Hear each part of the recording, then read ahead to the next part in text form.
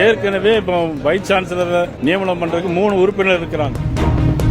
இது எங்களுடைய உரிமையை பறிக்குது அப்படின்னு சொல்லி சொல்றோம். அதனால நாங்க அது சரியான முறையில் இல்லை அப்படின்ட்டு நாங்க வெளியிட்டோம்.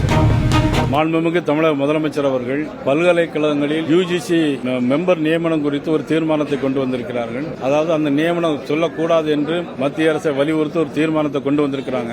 அந்த தீர்மானத்தை கண்டித்து நாங்கள் வெளிநடப்பு செய்திருக்கிறோம். ஏற்கனவே இப்போ வைஸ் சான்சலர் நியமனம் பண்றதுக்கு 3 உறுப்பினர் இருக்கிறாங்க. அந்த 3ல கூட ஒரு உறுப்பினராக அந்த வரைவு கொள்கையில சொல்லியிருக்கிறாங்க. மத்திய அரசுடைய அமைச்சகத்திலிருந்து சொல்லியிருக்கிறாங்க. அது இவங்க கூடாது, இது எங்களுடைய உரிமையை பறிக்குது அப்படின்னு சொல்லி சொல்றாங்க. இன்னொன்னு, பேராசிரியர்களை நியமிக்கும் போது அசிஸ்டன்ட் ப்ரொஃபசர் நியமிக்கும் போது டாக்டரேட் படிச்சிருக்கணும் அப்படிங்கிற ஒரு இதை கொண்டு வந்திருக்கிறாங்க மத்திய அரசு. இவங்க டாக்டரேட் படிச்சிருக்க வேண்டாம், ஏற்கனவே இருக்கு போலதான் இருக்கணும். மாநில அரசுக்கு ஒரு டைம் கொடுத்திருக்காங்க. பிப்ரவரி 5ஆம் தேதி வரைக்கும் டைம் கொடுத்திருக்காங்க. அந்த டைம்ல அவங்க வந்து இவங்க எதெல்லாம் வேணுமோ கோரிக்கை வச்சு இவங்களுடைய கோரிக்கை அதில் சொல்லலாம். ஆனா அந்த டைம் இருக்கு, 5ஆம் தேதி வரை டைம் இருக்கு. ஆனா இப்பவே இன்னைக்கு அந்த தீர்மானம் வேண்டாம் அப்படின்னு சொல்லி சொல்றாங்க. அதனால நாங்க அது சரியான முறையில் இல்லை அப்படின்ட்டு நாங்க வெளிநடப்பு செய்யறோம்.